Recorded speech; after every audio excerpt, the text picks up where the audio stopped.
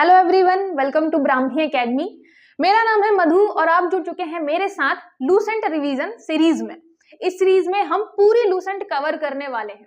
बधाई हो, आपका जो प्राचीन भारत वाला चैप्टर है इतिहास का, वो लगभग कंप्लीट होने की कगार पर है। तो आपके लिए बिल्कुल खुशखबरी की बात है, हमारे एक दो लेक्चर के अंदर, मतलब इसके बाद एक दो लेक्चर और होंगे आपके, उसके बाद आपका जो प्राचीन भारत है वो कंप्लीट हो जाएगा। इसके अलावा आप देख रहे हैं कि हम आधुनिक भारत वाला पोर्शन कर रहे हैं, मॉडर्न हिस्ट्री कर रहे हैं, वो कंटिन्यू रहेगा और फिर हम मध्यकालीन साथ में ही चालू कर देंगे, जिससे आपका इतिहास जल्दी से जल्दी कवर हो जाए।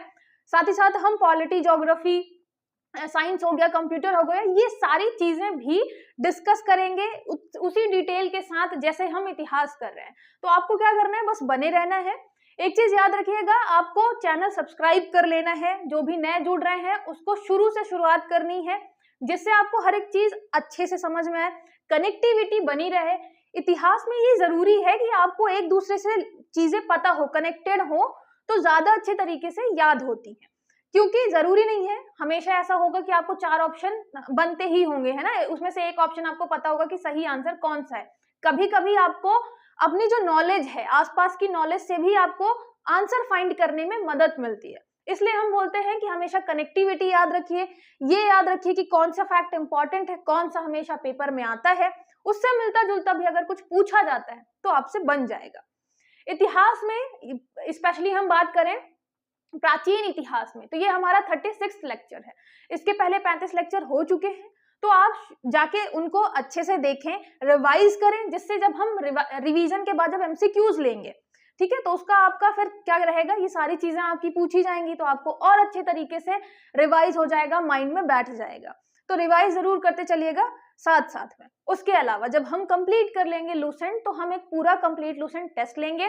कहाँ पे होगा ये होगा आपके ब्राह्मी एकेडमी के एप्लीकेशन पर। एप्लीकेशन की लिंक आपको डिस्क्रिप्शन में मिल जाएगी, तो आप ज्वाइन कर लीजिएगा। अभी से क्यों ज्वाइन करना है या आपको क्यों ज्वाइन करना है, उसका ये मेन रीजन है कि ऑनलाइन होगा टेस्ट, और जो फर्स्ट रैंक लाएगा उसको 5000 का इनाम मिलेगा, सेकेंड रैंक वाले को 2500 का, और थर्ड रैंक वाले को 1700 का इनाम मिलेगा। तो आपको पार्टिसिपेट करना है, ऑनलाइन है तो कोई प्रॉब्लम भी नहीं आएगी, आप कहीं से भी पार्टिसिपेट कर सकते हैं। चलिए स्टार्ट करते हैं आज का लेक्चर। अब हम पहुंच चुके हैं चोला डायनेस्टी में, ठीक है, चोल एम्पायर। ये आपका पल्लवों के बाद आता है। एक तो हम दक्षिण भारत वाले क्या पढ़ रहे थे, राज्य पढ़ रहे थे, है ना, राजवंश पढ़ रहे थे, जो भी आप कहना चाहें। तो यहाँ पे आपने देखा कि आपके कौन कौन से मेन हैं, कौन कौन से मेन हैं। गुप्तों के बाद आपको मिलेंगे चालुक्य, उसके बाद आपको मिलेंगे पल्लव। आप देखेंगे कि चालुक्य और पल्लवों में थोड़ा टसल रहती है ना, झगड़ा होता रहता है, कभी वो ज्यादा एरिया कैप्चर कर लेंगे, कभी दूसरे वाले कैप्चर कर लेंगे। चालुक्य के टाइम पे स्पेशली हम बात करें पुलकेशिन द्वितीय की, तो उस टाइम पे कौन रहता है आपका उत्तर भारत में, हर्षवर्धन रहता है। इसको हमने बताया था वर्धन या पुष्यभूति डायनेस्टी का है ये। कन्नौज इसके टाइम पे मेन हब बनता है। तो आप देखेंगे जैसे ही अब ये धीरे धीरे क्या होने लग जाएगा, हर्षवर्धन का राज्य खत्म होगा, उसके बाद और छोटे छोटे इलाके में आएंगे, गुर्जर प्रतिहार आएंगे, पाल आएंगे, तो आपके राष्ट्रकूट आएंगे। तो ये क्या करेंगे, कन्नौज पे कब्जा करने के लिए युद्ध करेंगे। तो ये आगे आने वाले टाइम पे हम पढ़ेंगे कि कैसे हर्षवर्धन के टाइम पे कन्नौज जो है उत्तर प्रदेश का, वो इंपॉर्टेंट हब बन जाता है। और बाद में जो शासक रहते हैं वो अपना मतलब प्रभुत्व दिखाने के लिए कन्नौज पे क्या करना चाहते हैं, कब्जा करना चाहते हैं। तो इसलिए फिर आपको कनेक्टिविटी बनी रहेगी कि वो कन्नौज कहाँ से आया, क्यों इंपॉर्टेंट हो गया अचानक से। इसके अलावा चालुक्य आपके मतलब ठीक ठाक टाइम तक रहते हैं। गुप्तों के बाद अगर कोई शासक इंपॉर्टेंट होता है, कोई राज्य इंपॉर्टेंट होता है, तो वो है आपका चालुक्य। उसमें से भी शासक की बात करें तो पुलकेशिन द्वितीय। फिर हम बात करते हैं यहाँ पे पल्लव की। पल्लव की और देखेंगे कि और बिल्कुल साउथ में जाते हैं, वो बिल्कुल आपके लास्ट वाले इलाके में रहेंगे। और यहाँ पे जैसे ही आपके पल्लव धीरे धीरे क्या पढ़ते जाएंगे, वीक पढ़ते जाएंगे, कमजोर पढ़ते जाएंगे, तो फिर एक आपका राज्य आता है कौन सा, चोला, ठीक है, चोला राजवंश आता है। चोल डायनेस्टी वाले जो हैं वो आपको भी पता है बहुत लंबे टाइम से चले आ रहे हैं। और मैंने आपको बताया कि कोई अगर ऐसा शासक है जो क्या है, बहुत ताकतवर है, बहुत चालाक है, तो वो क्या करेगा, थोड़ा बड़ा एरिया कैप्चर कर लेगा। अगर उसका उत्तराधिकारी कमजोर है तो क्या करेगा, अपने जितना भी एरिया कैप्चर कर रखा होगा उसके पूर्वजों ने, वो उसको हार जाएगा, छोटे से इलाके में वो राज्य अपना देख रहा होगा। तो ऐसी चीजें चल रही थी। ऐसे ही आपका चोला जो एम्पायर है वो बहुत लंबे टाइम से चल रहा था, लेकिन आप देखेंगे यहाँ पे 850 मतलब आपकी 9वीं शताब्दी की हम बात कर रहे हैं, तब फिर से चोला डायनेस्टी का क्या होता है, फिर से उदय होता है। और इस टाइम पे 9th 10th सेंचुरी में हम देखेंगे कि बहुत इंपॉर्टेंट चोल राजा आते हैं जो कि बहुत दूर तक, यहाँ पे मैंने इसीलिए इमेज भी अटैच कर रखी है साथ में, जिससे आपको पता चल सके कि कितना ज्यादा बड़ा इलाका जो था वो चोल एम्पायर के अंतर्गत आता था। उसमें सबसे इंपॉर्टेंट जो थे वो थे आपके राज प्रथम, है ना, राजा प्रथम या राज प्रथम। वैसे भी आप अगर इंग्लिश में देखेंगे तो ऐसे आप राज ऐसे लिखेंगे या राजा, जो भी आप कहना चाहें। तो राज प्रथम जो थे उन्होंने श्रीलंका पर विजय प्राप्त की थी। मतलब साउथ में एक तो था ही उनका तमिलनाडु केरल वाला इलाका, फिर धीरे से उन्होंने क्या किया, श्रीलंका वाले इलाके में कैप्चर कर लिया, उसमें अपनी राजधानी भी बनाई। तो श्रीलंका में क्या किया था, कैप्चर किया था। साथ ही साथ आप देखेंगे ये जो रेड कलर से आपको दिख रहा है ये क्या है, इनका ट्रेड रूट्स है। मतलब चोलों के टाइम पे अगर हम देखें कि व्यापार जो चल रहा था, विदेशी व्यापार, वो बहुत ज्यादा उच्च कोटि का था, बहुत दूर दूर तक। स्पेशली आप देख रहे हैं कि चाइना तक, यहाँ तो जहाँ पे जैसे आपका ये वाला जो है जावा, इंडोनेशिया वाला, ये इंडोनेशिया वाला जो पूरा इलाका है वो तो कवर है ही। साथ ही साथ आप देख रहे हैं कि यहाँ से लेके पूरा चीन तक व्यापार चलता था, किसका, चोला डायनेस्टी वालों का। इस वजह से आप देखेंगे कि इनके टाइम पे बहुत बड़े बड़े मंदिर बनवाए जाते हैं। क्यों? क्योंकि आर्थिक व्यवस्था अच्छी थी। आर्थिक व्यवस्था क्यों अच्छी थी? क्योंकि व्यापार अच्छा था। व्यापार अच्छा था, उसके अलावा आप देखेंगे कि ठीक ठाक इलाका है, कृषि भी ठीक ही ठाक है। इसकी वजह से क्या था, चोला डायनेस्टी वालों ने बहुत अच्छी तरीके से प्रशासन को भी संभाल के रखा। तो आप देखेंगे चोला डायनेस्टी के बारे में हमेशा क्वेश्चन पूछा जाता है, क्योंकि इतिहास में ये काफी इंपॉर्टेंट जगह अपनी बना के रखता है। श्रीलंका पर कब्जा करता है, इंडोनेशिया वाले इलाके पे, मतलब इनका इन्फ्लुएंस रहता है इतनी दूर तक। और आप देखेंगे कि ये काफी बड़ा इलाका है। अगर अंडमान निकोबार हो गया, इधर ये आपका इंडोनेशिया वाला इलाका हो गया, काफी दूर मतलब समुद्री यात्रा करके जाते थे। इनके टाइम पे नेवी काफी स्ट्रांग हुआ करती थी। जैसे आप देखेंगे अंग्रेजों के टाइम पे नेवी स्ट्रांग थी तो वो कब्जा करना चालू करते हैं, सेम ऐसे ही इनके टाइम पे भी नेवी काफी स्ट्रांग थी। वो मतलब अपने बड़े बड़े जहाजों से जाते थे और आसपास के इलाके में काफी बड़ा इलाका कैप्चर कर रखा था, व्यापार काफी दूर दूर तक करते थे, इसीलिए काफी ज्यादा समृद्ध भी थे। ठीक है, तो एक तो आपको क्या याद रखना है कि जब पल्लव खत्म होंगे, यहाँ पे पल्लव थे यहाँ पे, ठीक है, पल्लव जैसे ही वीक पढ़ेंगे, उत्तराधिकारी जो है उनका क्या कमजोर पड़ेगा, उसके बाद आएंगे आपके चोला डायनेस्टी वाले। चोल जो आपका संस्थापक है वो है विजयालय चोल। याद रखिएगा, ये बहुत ज्यादा इंपॉर्टेंट है। मैंने आपको हर बार बताया है संस्थापक बहुत ज्यादा इंपॉर्टेंट होते हैं ना, फाउंडर बोलते हैं इनको। तो फाउंडर जो भी रहेगा जिस भी डायनेस्टी का, आपको अच्छे से याद रखना है। ठीक है, चोला डायनेस्टी का है विजयालय चोल। याद कैसे करेंगे हम, विजय से याद करेंगे। चोल राजाओं की जो विजय थी वो बहुत दूर दूर तक फैली हुई थी, या विजय गाथा जो है बहुत दूर दूर तक फैली हुई थी, आप ऐसे याद कर सकते हैं। टाइम भी याद रखिएगा, 850 के पास की बात हम कर रहे हैं, है ना, एवरेज 850 लेके चलना है कि 850 ईस्वी में, 850 एडी के टाइम पे हम बात कर रहे हैं किसकी, चोला डायनेस्टी की। राजधानी क्या थी यहाँ पे, तंजौर या तंजावुर, कहाँ पे है, तमिलनाडु वाले इलाके में। ठीक है, तो तंजौर तमिलनाडु वाला इलाका। तंजावुर का जो वास्तुकार था वो था आपका कुंजर मल्लन राज, मतलब ठीक है साउथ इंडियन नाम है तो थोड़ा खतरनाक तो रहेगा ही। ये आपके लूसेंट में फैक्ट ऐड था तो मैंने कर दिया है, इतना इंपॉर्टेंट है नहीं जानना कि तंजावुर का वास्तुकार कौन था। लेकिन इससे एक चीज जरूर ये पता चलती है, यहाँ पे क्या पता चलती है कि बहुत ही अच्छे तरीके से, डिजाइन तरीके से आपका तंजावुर बनाया गया था। ठीक है, हमारे कुंजर मल्लन द्वारा। तो यहाँ पे आपको याद रखना है कि राजधानी क्या थी, तंजावुर, तमिलनाडु में है। संस्थापक कौन थे, विजयालय चोल, 850 ईस्वी के पास। फिर यहाँ पे चोलों का स्वतंत्र राज स्थापित किसने किया था, तो ये किया था आदित्य प्रथम ने। ये भी याद रखिएगा, विजयालय जैसे आपके जो थे वो संस्थापक जरूर है, लेकिन अपने आप को स्वतंत्र घोषित करने वाले कौन थे, तो आदित्य ने बोला कि हम किसी के अंडर काम नहीं करेंगे, खुद को हमें क्या करना है, हमें चाहिए आजादी, हमें चाहिए फुल इज्जत। तो चोलों को क्या किया, स्वतंत्र घोषित कर दिया। ये कौन, आदित्य प्रथम, ये याद रखिएगा। फिर पल्लवों पर विजय के उपरांत यहाँ पे कोदंड राम की उपाधि धारण की थी आदित्य प्रथम में। मतलब ये पल्लवों के अंदर में काम कर रहे थे विजयालय चोल, ठीक है, लेकिन उन्होंने स्थापना तो कर ही दी थी अपने चोल साम्राज्य मतलब ये पूरा साम्राज्य जब बन जाएगा, इसलिए हम उसको चोल डायनेस्टी को क्या बोलते हैं, चोल साम्राज्य बोलते हैं, क्योंकि काफी लंबा एरिया इन्होंने कैप्चर कर लिया था। शुरुआत की थी विजयालय चोल ने। स्वतंत्र घोषित करवाया था पल्लवों से खुद को किसने, आदित्य प्रथम ने। और जब खुद को स्वतंत्र घोषित करवाया, अपना एरिया इन्होंने जीत लिया, तो उन्होंने उपाधि कौन सी धारण की, कोदंडराम। अब ये भी इंपॉर्टेंट नहीं है, चाहे तो याद करें ना करें, यहाँ राम से रिलेटेड है कुछ, तो आदित्य और राम को आपको रिलेट कर लेना है। फिर आते हैं आपके राजराजा प्रथम, ये सबसे इंपॉर्टेंट है। राजराजा प्रथम जो है उन्होंने श्रीलंका पर विजय प्राप्त की। आदित्य प्रथम के टाइम से चालू होता है एरिया कैप्चर करना, अपने आप को स्वतंत्र घोषित करते हैं। राजराजा प्रथम आप देखेंगे श्रीलंका वाला इलाका यहाँ सबसे पहले क्या करते हैं, जीतते हैं, और उसका नाम क्या रखते हैं, यहाँ पे याद रखिएगा मुंडी चोल मंडलम। यहाँ पे आपको जितने भी नाम मिलेंगे उसमें चोल भी लगा रहेगा और मंडलम भी लगा रहेगा, तो आपको उससे भी थोड़ा याद हो जाएगा कि ठीक है, चोल डायनेस्टी से कुछ तो रिलेटेड था, ये चोल भी लगा है, मंडलम भी लगा है। राजधानी क्या थी यहाँ पे, मतलब श्रीलंका जो है उसका नाम है, याद रखिएगा, ये आपका मुंडी चोल मंडलम। तो श्रीलंका का नाम उन्होंने क्या रखा था उस टाइम पे, मुंडी चोल मंडलम।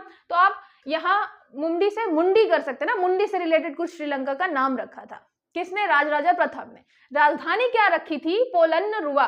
तो यहाँ पे आप किससे कर सकते हैं, यहाँ से आप कर सकते हैं पोल से, ठीक है, कि वहां पे क्या बना रखा था, बड़े बड़े पोल बना रखे थे। पोल मतलब गोल्फ कोर्स टाइप का था, तो वहां पे पोल गार्ड रखे थे, ऐसे कुछ भी रिलेट कर सकते हैं आप चाहें तो। या फिर जैसे नाम इतना खतरनाक है, पूछे जाने की संभावना कम है, तो वैसे भी आप चाहें याद ना करें, स्किप कर दें, ये भी आपके पास एक ऑप्शन है। तो राजराजा प्रथम, सबसे मेन बात जो पूछी जा सकती है वो ये कि श्रीलंका पे कब्जा किया था। नाम क्या रखा था, तो मुंडी से रिलेटेड कुछ नाम था, राजधानी पोल से रिलेटेड कुछ नाम था, ठीक है। और पोल में आप कुछ भी रिलेट कर सकते हैं, आपको मतलब किसी भी गेम का अगर पोल याद आ रहा है तो आप उससे रिलेट कर सकते हैं। फिर आता है राजराजेश्वर शैव मंदिर, इन्होंने राजराजा प्रथम ने इसका निर्माण करवाया था। मैंने आपको पल्लवों में बताया है एक चीज कि पल्लवों ने क्या स्टार्ट किया था, द्रविड़ शैली स्टार्ट की थी, मंदिरों की द्रविड़ शैली स्टार्ट की थी। अब द्रविड़ शैली कैसी है, मैंने आपको बताया था स्टोरी वाइज मंदिर बनती हैं, तो स्टार्ट किसने किया, पल्लवों ने। लेकिन अपने सबसे उत्कर्ष पर कब पहुंची, तो वो पहुंची चोल डायनेस्टी के टाइम पे। चोलों के टाइम पे क्यों पहुंची, क्योंकि उनके टाइम पे ही अच्छा खासा व्यापार चल रहा था, तो आर्थिक व्यवस्था अच्छी थी। आर्थिक व्यवस्था अच्छी थी तो राजाओं ने काफी ध्यान दिया कला और संस्कृति में, बहुत ही अच्छे अच्छे मंदिर बनवाए। राजराजेश्वर वैसे भी राजराज प्रथम से रिलेट करता है, तो मुझे नहीं लगता याद करने में कोई इसको दिक्कत जाएगी, ठीक है। इनके टाइम पे श्रीलंका वाला मेन फैक्ट है जो आपको याद रखना है। उसके बाद आता है राजेंद्र प्रथम। राजेंद्र प्रथम भी काफी ज्यादा यहाँ पे इंपॉर्टेंट है, क्यों, क्योंकि उन्होंने सर्वाधिक विस्तार किया था। राजेंद्र प्रथम के टाइम पे आप देखेंगे, यहाँ पे डायग्राम हम देखते हैं, ये जैसे आपका डायग्राम है, यहाँ पे आप देखेंगे कि ये ऊपर तक जो है, यहाँ बंगाल तक फैला हुआ है चोल डायनेस्टी का एरिया। तो राजेंद्र प्रथम जो है आपके, वो क्या करते हैं, राजेंद्र प्रथम यहाँ पे, राजेंद्र प्रथम जो है उन्होंने किया सर्वाधिक विस्तार, और वो कहाँ तक फैला था, वो फैला था आपको बंगाल वाले एरिया तक। बंगाल में उस टाइम पे शासन कौन करेगा, पाल डायनेस्टी वाले। पाल में भी आपको नाम याद रखना है, महिपाल। महिपाल शासक था कहाँ का, बंगाल वाले इलाके में। राजेंद्र प्रथम जो कहाँ है, तमिलनाडु वाले इलाके में है, वो साइड से पूरा एरिया कैप्चर करते हुए कहाँ पहुंचते हैं, बंगाल में, और पाल शासक महिपाल को हराते हैं। और जब हराएंगे तो अपने एक उपाधि, आपको भी पता है जब राजा किसी मतलब बड़े जान वाले राजा को हराता है और शक्तिशाली राजा को हराता है, तो वो उपाधि जरूर क्या करता है, धारण करता है। तो यहाँ पे इन्होंने कौन सी उपाधि धारण की, गंगे कोंड चोल। अब गंगे से कैसे रिलेट करेंगे, गंगा जी तक फैल गए थे, है ना, बंगाल में आपको गंगा जी मिलेंगी, तो गंगा जी तक फैला दिया था चोल ने अपना इलाका, तो गंगे कोंड चोल उपाधि धारण कर ली। उसके अलावा अपनी राजधानी, क्योंकि वहां तक फैला दी थी, तो नवीन राजधानी जो है वहां पे बनाई और नाम रख दिया गंगा कोंड चोलपुरम। मैंने आपको बताया चोल नाम रहेगा ही, कोंड हो गया, उसके अलावा मंडलम हो गया, ऐसे कुछ नाम आपको चोला डायनेस्टी में मिलेंगे। तो जैसे ही ऐसा कुछ देखेंगे तो आपको फिर रिलेट करना है कि चोल राजवंश के बारे में हम पढ़ रहे हैं।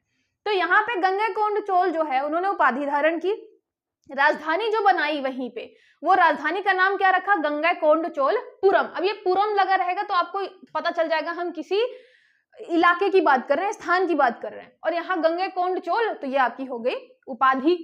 उसके निकट चोल गंगन नामक एक तालाब भी निर्माण करवाया था। तो ये इतना इंपॉर्टेंट नहीं है, बस याद रखिएगा राजधानी क्योंकि गंगा जी वाले इलाके के राजा को हराया था, इसलिए गंगैकोंडचोल, और वहां पे जो राजधानी बनाई तो उसमें पुरम ऐड करना है, गंगैकोंडचोलपुरम। ठीक है, फिर आते हैं किलोत्तुंग द्वितीय। किलोत्तुंग द्वितीय का क्या मेन याद रखना है कि काफी ये कट्टर थे।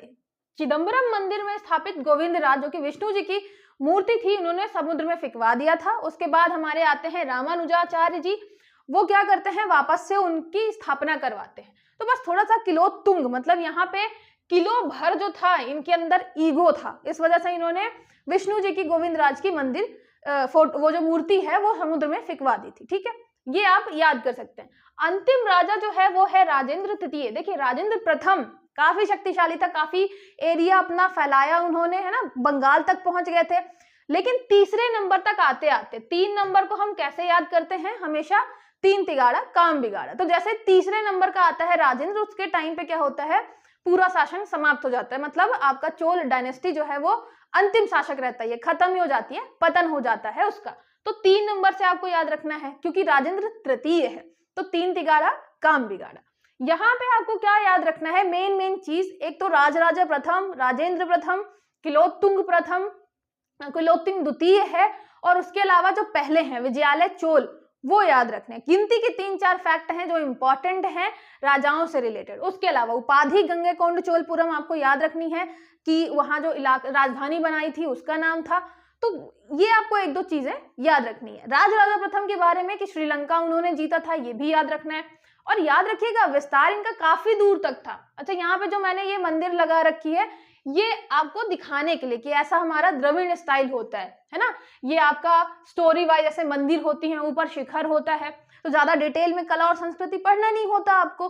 तो बस ये जान लीजिए कि ऐसी स्टाइल क्या कहलाती है, द्रविड़ स्टाइल कहलाती है।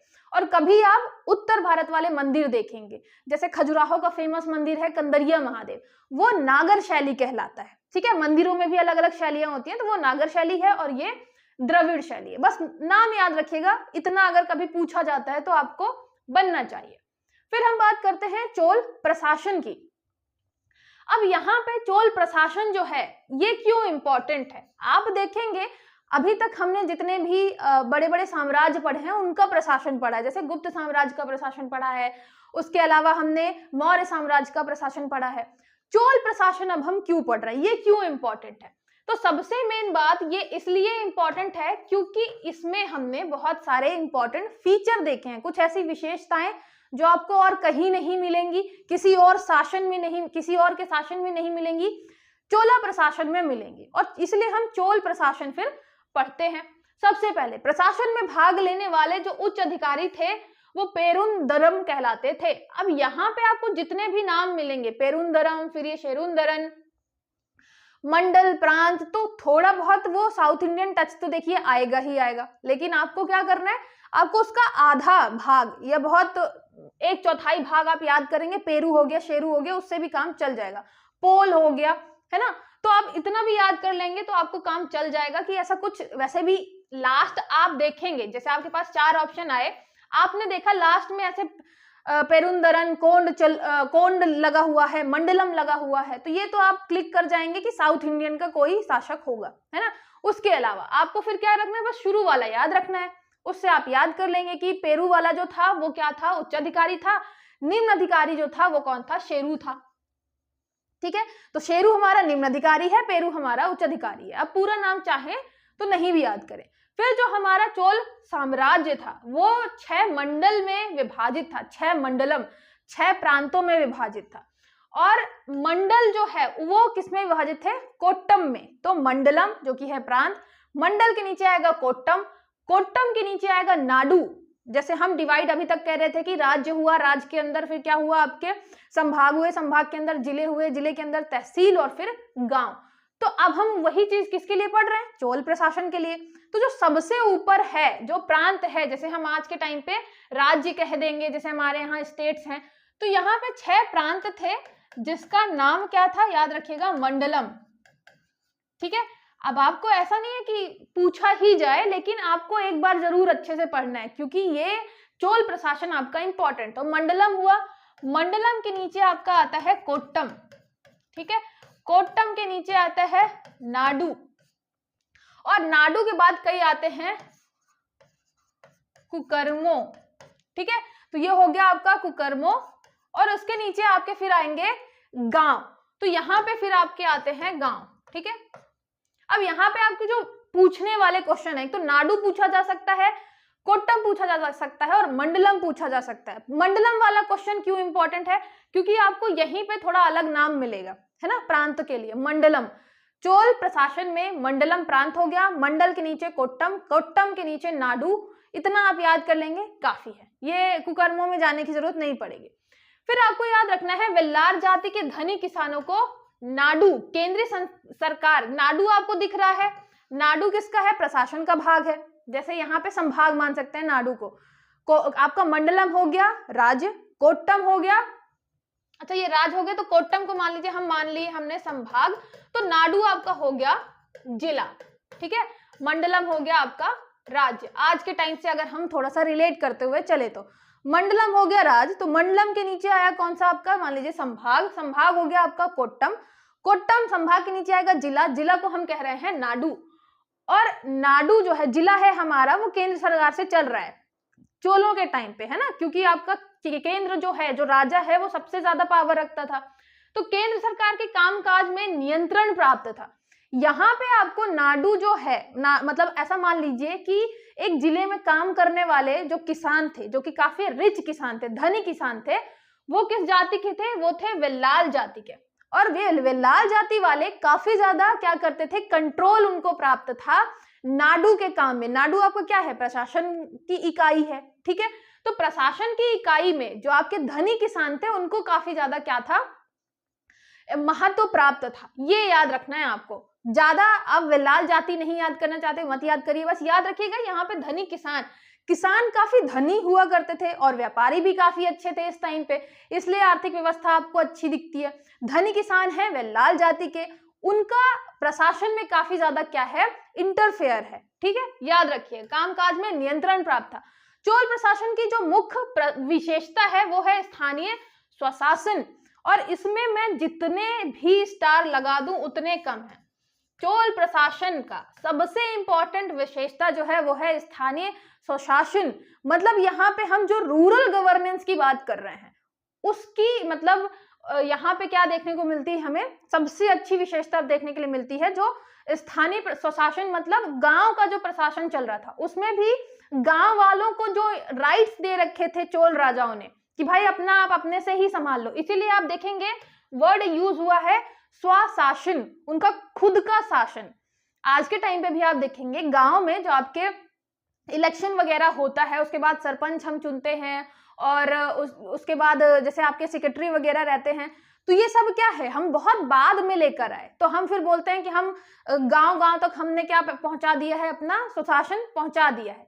लेकिन आज से हम 850 मतलब मान लीजिए हम 10वीं शताब्दी की बात करें ना, 10th सेंचुरी की बात करें, तब हमारे चोल राजाओं ने गांव को इतना पावर दे रखा था कि वो खुद का शासन कर रहे थे, ठीक है।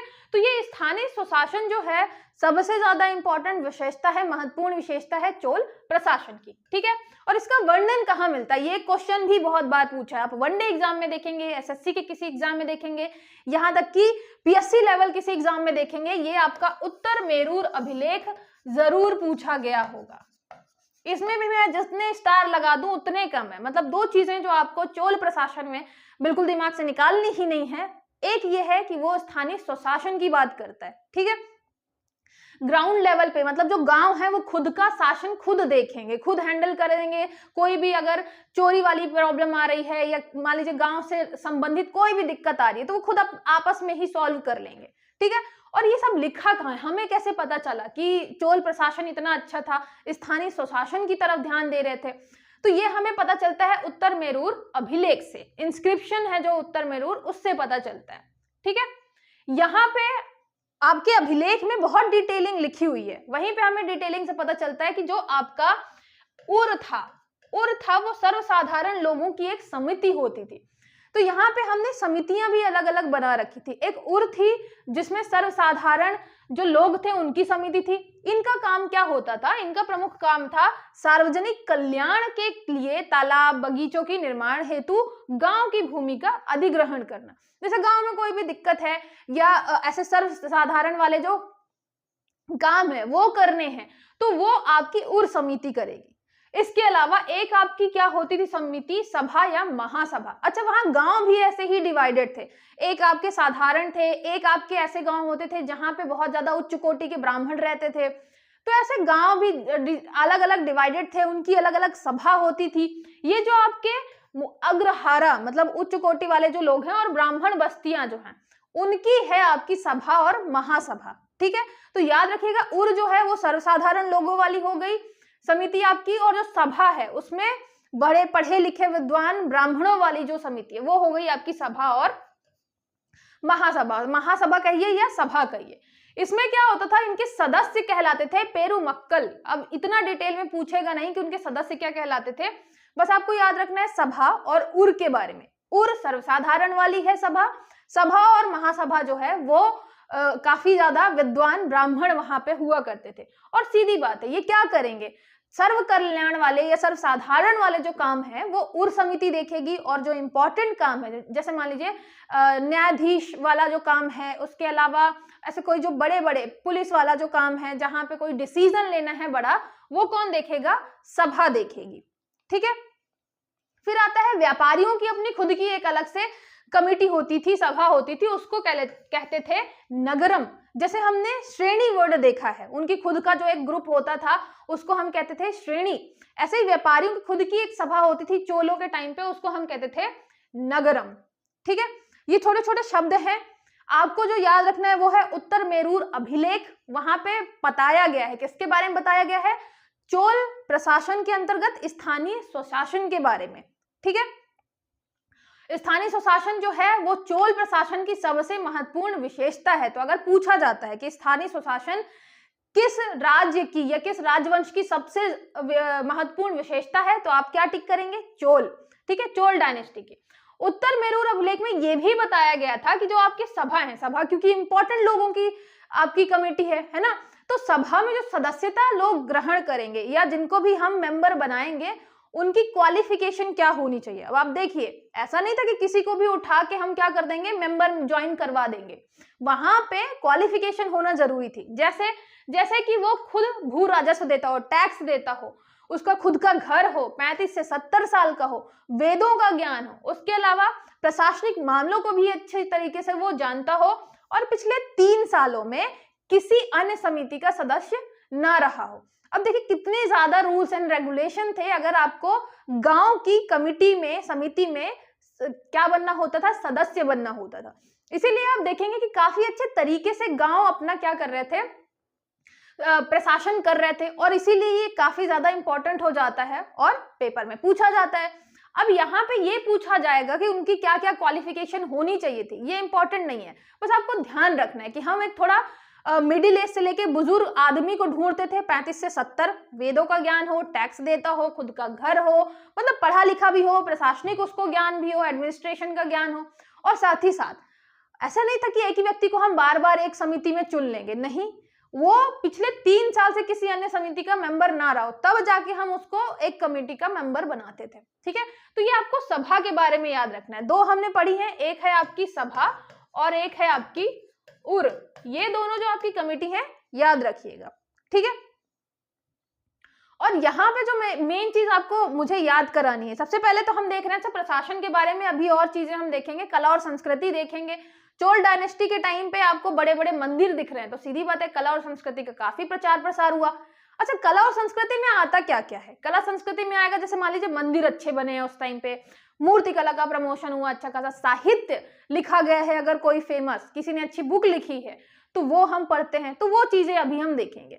उसके अलावा प्रशासन की बात की हमने, तो प्रशासन में जो आपको मेन याद रखना है, स्थानीय स्वशासन, खुद का जो वो मतलब सेल्फ गवर्नेंस जो उनका था उस टाइम पे बहुत ही बेहतरीन था।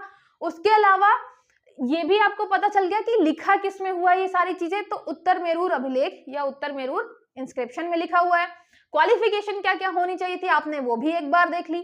इसके अलावा राजा प्रथम, उसके अलावा आपका राजेंद्र प्रथम, ये दोनों याद रखने हैं।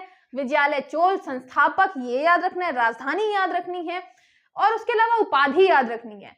राजेंद्र प्रथम के टाइम पे कहां तक पहुंचते हैं, बंगाल तक, तो बंगाल तक कब्जा हो जाता है, तो वो याद रखना है। गंगैकोंड चोल उनकी उपाधि थी वो याद रखना है। ये हम सारी चीजें एक बार लिख के देख ही लेते हैं। यहाँ पे हमें सबसे पहले क्या याद रखना है, विजयालय चोल, ठीक है, विजय की बात करते हैं जब हम चोल की बात करते हैं, तो ये हो गए आपके संस्थापक। उसके अलावा राजधानी इनकी हो गई तंजौर, याद रखिएगा। फिर हम बात करते हैं राजराज प्रथम की। राजराज प्रथम के टाइम पे क्या होता है, श्रीलंका पे हो जाता है कब्जा। फिर हम बात करते हैं किसकी, राजेंद्र प्रथम की। राजेंद्र प्रथम, इनके टाइम पे क्या होता है, इनके टाइम पे बंगाल शासक जो आपका महिपाल था। अभी हम पाल डायनेस्टी के बारे में भी पढ़ेंगे कि ये पाल कहाँ पे रहते हैं, बंगाल वाले इलाके में, तो ये पाल थे।